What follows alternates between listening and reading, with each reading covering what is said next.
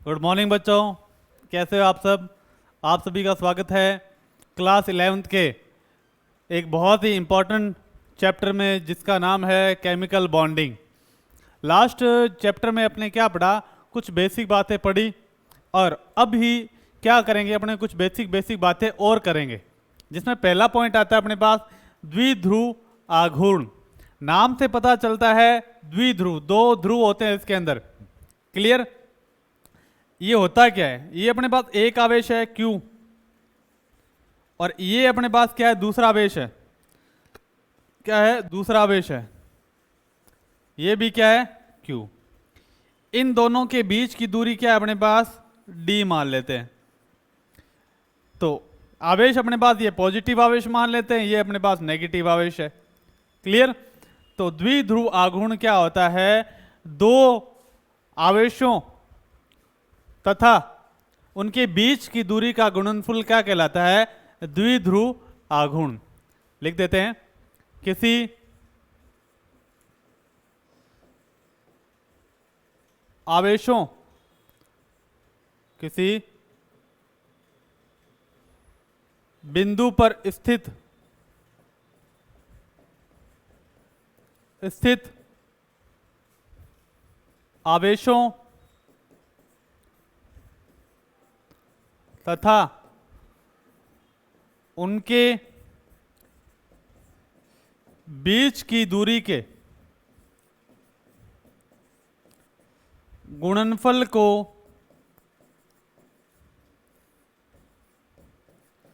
द्विध्रुव आघूर्ण कहते हैं।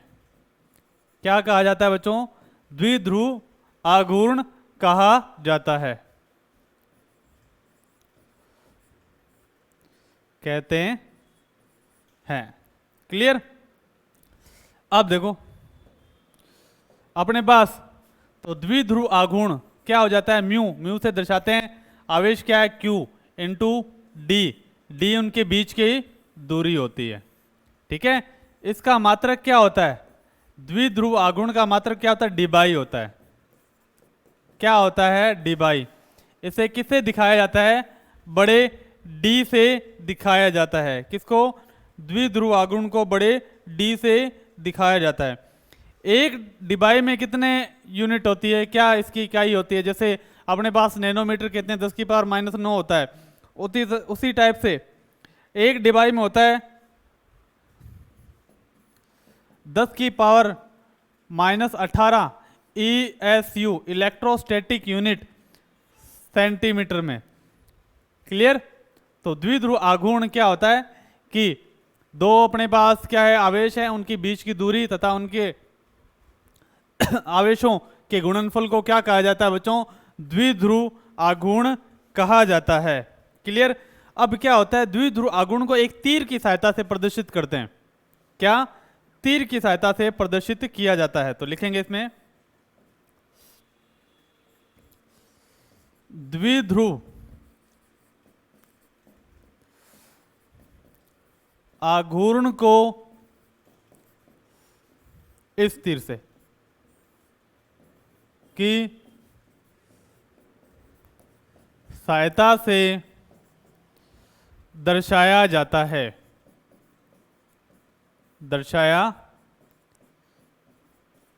है, क्लियर। अब ये निर्भर किस पे करता है, गुण। निर्भर ये करता है, द्विध्रुव आघूर्ण हमेशा किस पर निर्भर करता है, वो है विद्युत ऋणता पर और यौगिकों के प्रकार पर। यौगिक किस प्रकार के होते हैं, तो पहले बात करते हैं सममित यौगिक। तो पहला गुण लिखते हैं, सममित यौगिकों का द्विध्रुव आघूर्ण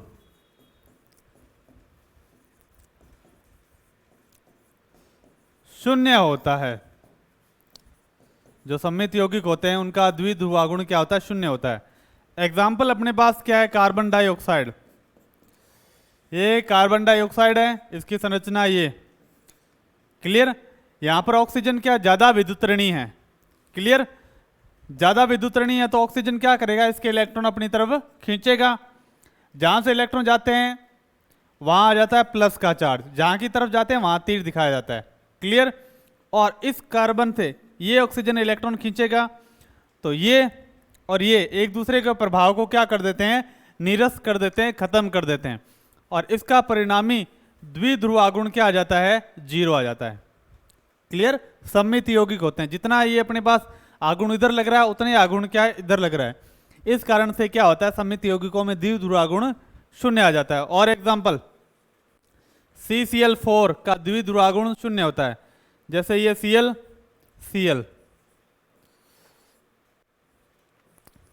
अब क्या करेगा, इसमें ये क्लोरीन क्या करेगा, इलेक्ट्रॉन खींचेगा कार्बन के, ये क्लोरीन इलेक्ट्रॉन खींचेगा कार्बन के, ये क्लोरीन इलेक्ट्रॉन खींचेगा कार्बन के, और ये क्लोरीन कार्बन के। तो कुल द्विध्रुव आघूर्ण क्या आ जाएगा, 0। ये एक दूसरे के प्रभाव को खत्म कर देंगे और ये एक दूसरे के प्रभाव को खत्म कर देंगे। क्लियर?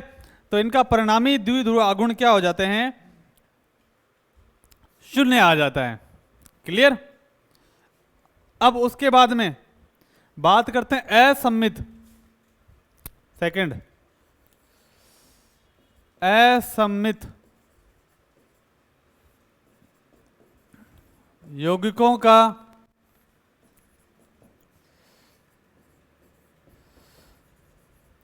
द्विध्रुव आघूर्ण 0 नहीं होता है। जैसे अपने पास HCl है तो हाइड्रोजन की विद्युत ऋणता कम होती है, क्लोरीन की ज्यादा होती है, तो इसके इलेक्ट्रॉन ये अपनी तरफ खींचता है। क्लियर? तो इसका कुछ द्विध्रुव आघूर्ण आता है। ठीक है? तो ये क्या होता है, नॉट इक्वल टू 0, 0 से 0 नहीं होता, 0 से ज्यादा होता है। क्लियर? अब और HF, तो इसका द्विध्रुव आघूर्ण क्या होगा, फ्लोरीन ज्यादा इलेक्ट्रॉन खींचने की क्षमता होती है, तो इसका द्विध्रुव आघूर्ण भी क्या होता है, 0 नहीं होता, 0 से ज्यादा होता है। बहुत आसान है। उसी टाइप से और भी एग्जांपल ले सकते हैं अपने। ठीक है? तो ये अपने पास इसके आधार पर नेक्स्ट पॉइंट अपने पास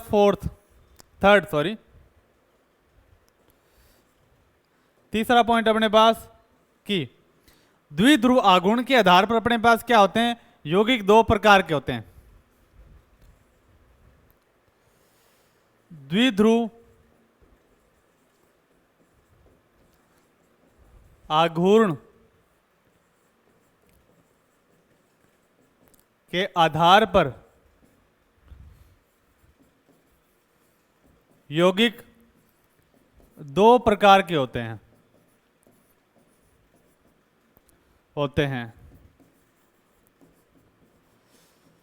पहला अपने पास फर्स्ट है ध्रुवीय। ठीक है? और दूसरा अपने पास अध्रुवीय। क्लियर? तो ध्रुवीय में क्या होता है देख लेते हैं। ध्रुवीय यौगिक वे यौगिक जिनका द्विध्रुव आघूर्ण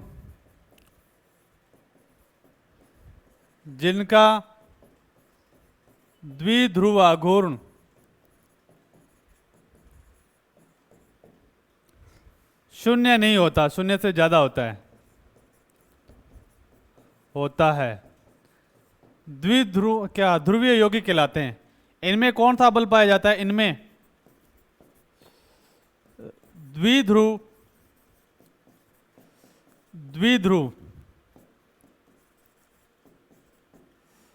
आकर्षण बल पाया जाता है।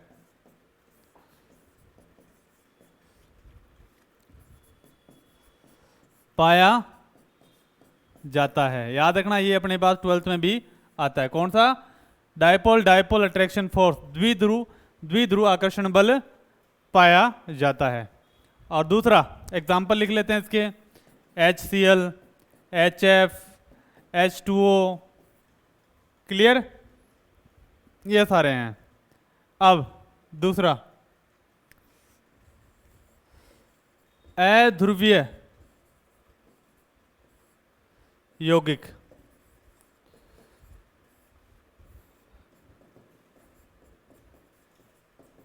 ऐसे यौगिक जिनका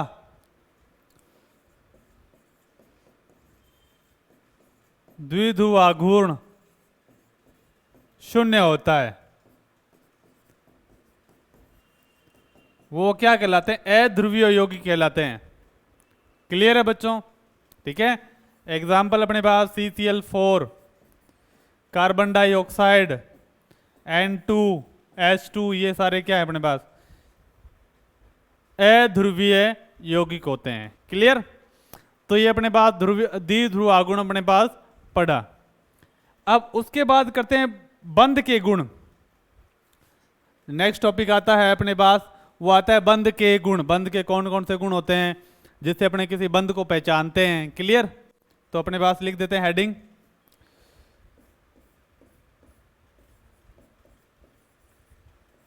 बंध के गुण। देखो कोई भी बंध बनता है उसमें क्या होता है? सारे बंध सेम नहीं होते। क्लियर?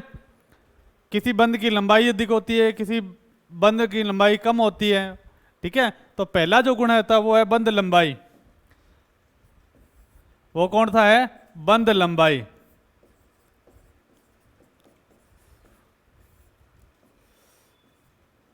Bond length.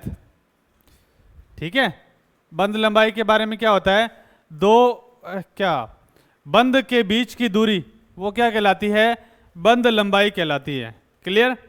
और एक मैंने क्या बताया था? ऊर्जा बताई थी, याद है?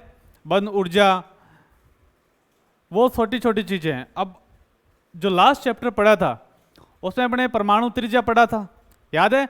दो नाभिकों के बीच की दूरी का आधा। तो वो प्रॉपर अपने पास डेफिनेशन वो है। क्लियर? तो लिखेंगे सिंपल सी डेफिनेशन कि किसी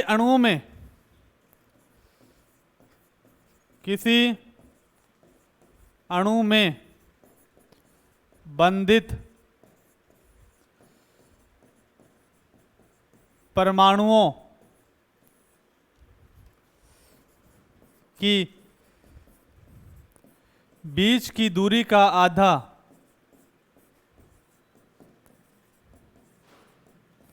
बंध लंबाई कहलाती है। बंध लंबाई कहलाती है। लंबाई कहलाती है। इसे पिकोमीटर में व्यक्त किया जाता है। इसे पिकोमीटर में व्यक्त किया जाता है।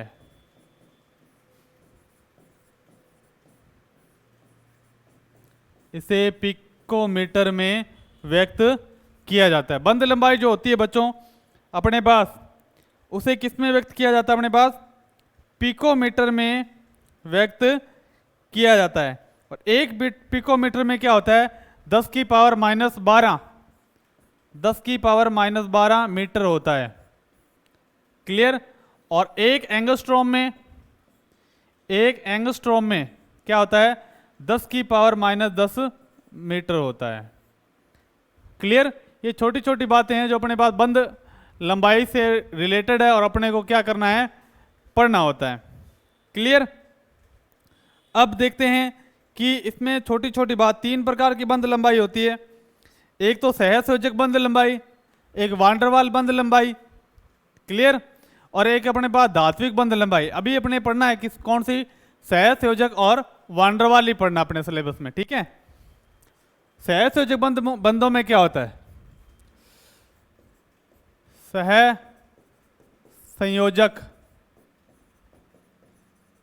बंध, ये अपने पास सहसंयोजक बंध है कोई, ये नाभिक है। और सहसंयोजक बंध में आपको पता है क्या होता है? इलेक्ट्रॉनों की साझेदारी होती है, दोनों के नाभिकों के बीच की दूरी का आधा। ये अपने पास क्या होता है? बंध लंबाई हो गई। क्लियर? ठीक है। मान लो ये एग्जांपल ले लिया मैंने, कोई सहसंयोजक हो गया N2। क्लियर? और फिर अपने पास क्या है? वांडरवाल बंध आ जाता है। वांडरवाल बंध, इसमें क्या होता है? वांडरवाल आकर्षण बल। आकर्षण बल। वांडरवाल में कोई बंध नहीं पाया जाता, बस क्या होता है, आकर्षण होता है, और परमाणु एक दूसरे से क्या होते हैं, नाभिक एक दूसरे से बहुत दूर स्थित होते हैं, तो इनके बीच की दूरी का आधा, ये अपने पास क्या है, वांडरवाल क्या होगी, वांडरवाल बंध लंबाई होगी। क्लियर है। अब क्या होता है कि ये जो त्रिज्याएं होती है वो ही क्या होती है, इनकी बंध लंबाई होती है। क्लियर। ये जो आएगी त्रिज्या, ये क्या होगी, सहसंयोजक त्रिज्या होगी, यानी आर सी। आर का मतलब रेडियस, सी का मतलब कोवलेंट यानी सहसंयोजक, ये आर वी। समझ गए बात। तो अपने को दिखाना है तो ये अपने इस तरीके से दिखाते हैं। तो हमेशा क्या होती है, जो वांडरवाल त्रिज्या होती है वो हमेशा किससे ज्यादा होती है, तो वांडरवाल त्रिज्या इज ग्रेटर देन, ज्यादा होगी किसे, सहसंयोजक त्रिज्या से, संयोजक त्रिज्या से। वांडरवाल का एग्जांपल मैं दे देता हूं, जैसे नियोन अक्रिय गैस है, तो अक्रिय गैसों में क्या होता है कि उनका अष्टक पूर्ण होता है, इसलिए कि वो स्थायी होते हैं, बंध बनाते नहीं है, पर वो आकर्षण होता है बहुत ही कमजोर आकर्षण होता है। जैसे मैंने हाथ और मिट्टी गिरा दी तो आसानी से हटा सकता हूं, पर आकर्षण तो है, इसलिए इसके ऊपर क्या जमी हुई है, तो ये दुर्बल आकर्षण बल इस टाइप का क्या कहलाता है, अपने पास वांडरवाल आकर्षण बल कहलाता है। क्लियर है बच्चों, आसान है। तो अब देखते हैं कि अपने पास जो सिंपल सी बात है कि बंध लंबाई के बाद में जो टॉपिक आएगा वो है बंध ऊर्जा। क्या है, बंध ऊर्जा। नेक्स्ट पॉइंट है बंध ऊर्जा का। दूसरा अपने पास बंध ऊर्जा। बंध ऊर्जा, इसे बंध एंथैल्पी भी बोलते हैं। क्या बोलते हैं, बॉन्ड एंथैल्पी।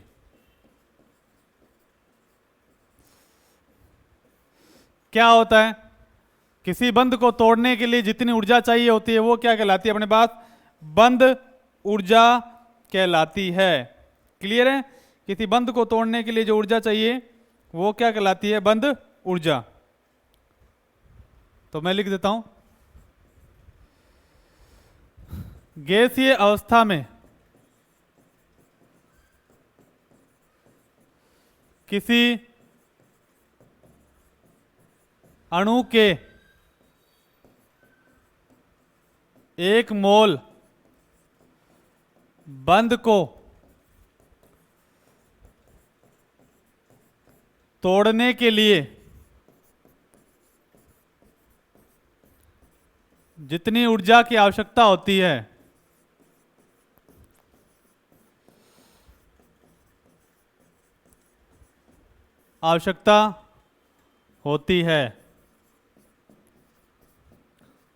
उसे बंध ऊर्जा कहते हैं। मान लो कोई भी अपने पास परमाणु है गैसीय अवस्था में, ठीक है, एक परमाणु अणु निकाल लिया मैंने, तो वो अणु क्या होगा, सिर्फ गैसीय अवस्था में होता है, सिर्फ एक की बात होती है। तो क्लियर। और उस अणु का 1 मोल लिया मैंने, सिर्फ 1 मोल, ठीक है, और उसमें क्या है, बंध को तोड़ने के लिए, मान लो इसको तोड़ना है तो मुझे क्या चाहिए, ऊर्जा लगानी पड़ेगी तभी टूटेगा। तो जो ऊर्जा अपने इस बंध को तोड़ने के लिए आवश्यक होती है वो क्या कहलाती है, बंध ऊर्जा कहलाती है। क्या कहते हैं उसे, बंध ऊर्जा कहते हैं। क्लियर है बच्चों। अब बात आती है कि इसे व्यक्त किया किसमें किया जाता है, इसकी यूनिट क्या होती है। इसकी यूनिट होती है, इकाई किलो जूल, और मोल में तोड़ रहे हैं तो कितनी, पर मोल, किलो जूल प्रति मोल इसकी इकाई होती है। क्लियर। अब बंध ऊर्जा के बाद में इसको प्रभावित करने वाले कारक, बंध ऊर्जा को प्रभावित करने वाले कारक,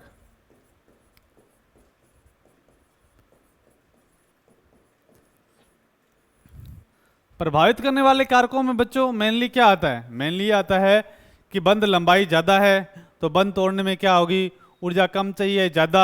बंध लंबाई कम कैसे होगी, बंध लंबाई कैसे बढ़ेगी, तो इस प्रकार से क्या होता है, ये छोटे छोटे कारण आते हैं जिससे क्या होता है कि बंध लंबाई और बंध ऊर्जा पर दोनों प्रभावित होती है। तो पहला कारण क्या है, ठीक है, मान लो अपने वर्ग में ऊपर से नीचे जाएं तो परमाणु आकार बढ़ेगा। क्लियर। तो पहले तो बात करते हैं बंध लंबाई बढ़ने पर। बंध लंबाई बढ़ने पर बंध ऊर्जा का मान घटता है, का मान घटता है। जैसे कार्बन कार्बन में अगर सिंगल बॉन्ड है तो बंध लंबाई क्या ज्यादा है, कार्बन कार्बन में डबल बॉन्ड है तो बंध लंबाई क्या है,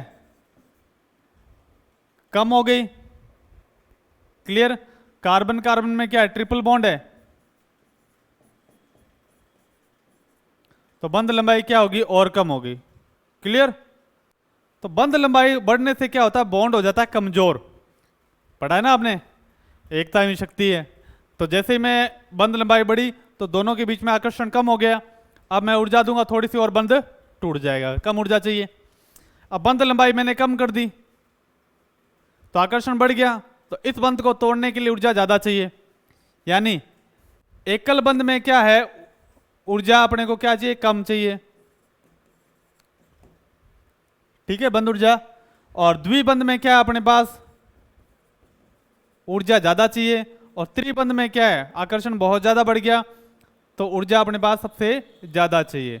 एकल बंध, द्विबंध और त्रिबंध, इन तीनों में क्या अपने पास ये रहता है बंध ऊर्जा का क्रम। बंध ऊर्जा का क्रम ये अपने पास है। बंध लंबाई बढ़ेगी तो क्या होगा कि ऊर्जा, बंध ऊर्जा का मान भी क्या होता है, कम होता है। क्लियर। तो अब देखो दूसरा पॉइंट, ये समझ गए आप। दूसरा पॉइंट ये है कि समान परमाणुओं में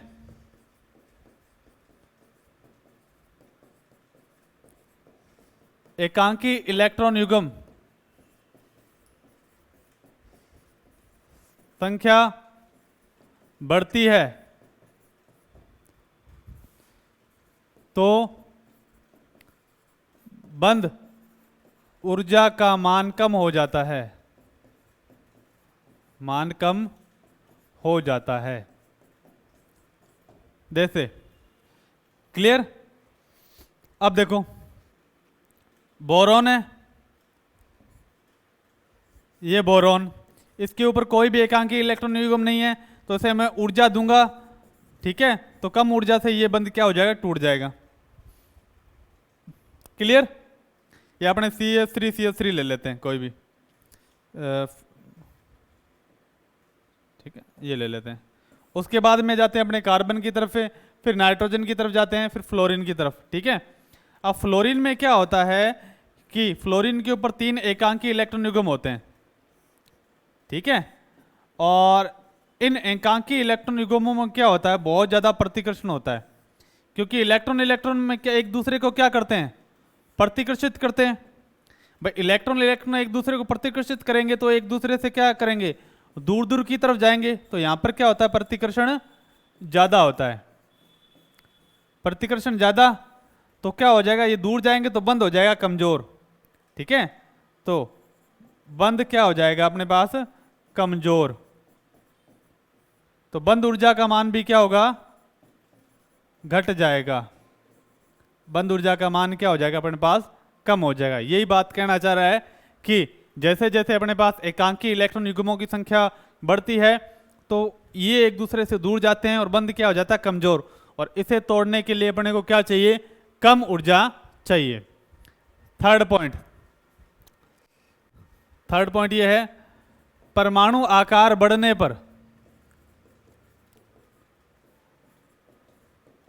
पर बंद ऊर्जा का मान कम होता है।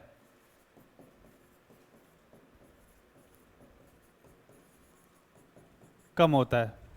जैसे अपने पास, ठीक है, कोई भी ले लें अपने पास, सिंपल सा। ये है अपने पास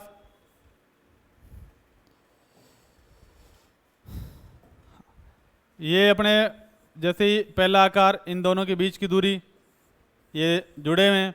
फिर जैसे ही अपने वर्ग में ऊपर से नीचे जाएंगे तो कोशों की संख्या बढ़ेगी तो आकार भी क्या हो जाएगा, बढ़ जाएगा। क्लियर। जैसे अपने वर्ग में और नीचे की तरफ जाएंगे तो आकार क्या होगा, और बढ़ेगा।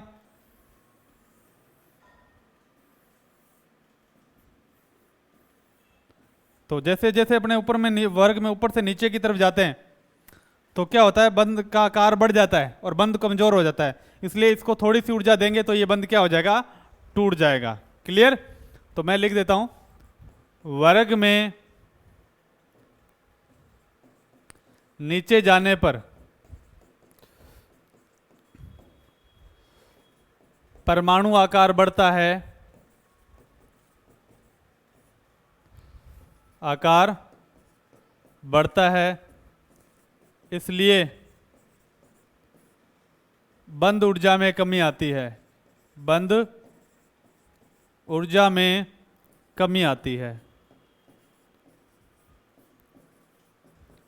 कमी आती है। क्लियर है बच्चों, आसान है। अब बंद ऊर्जा के बाद में जो नेक्स्ट टॉपिक है वो अपने पास क्या है, बंद कोण। ठीक है, बंद कोण में लिखेंगे 3 या 3 से अधिक परमाणुओं से मिलकर बना यौगिक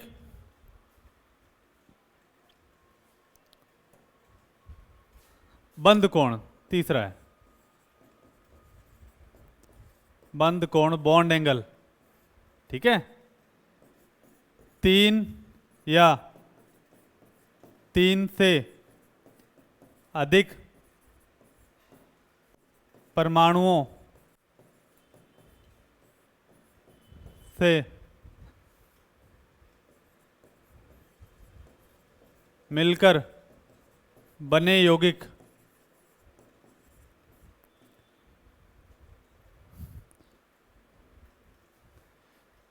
की संरचना का निर्धारण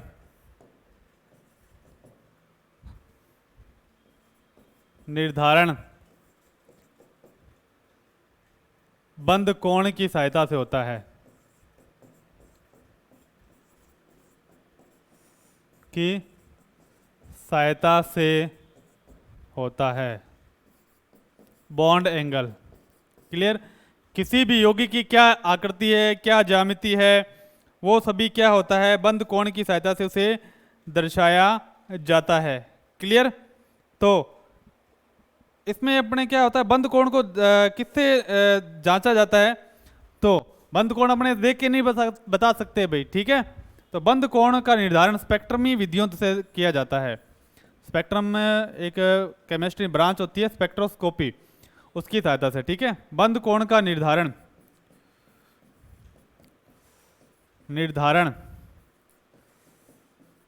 स्पेक्ट्रमी विधियों से करते हैं।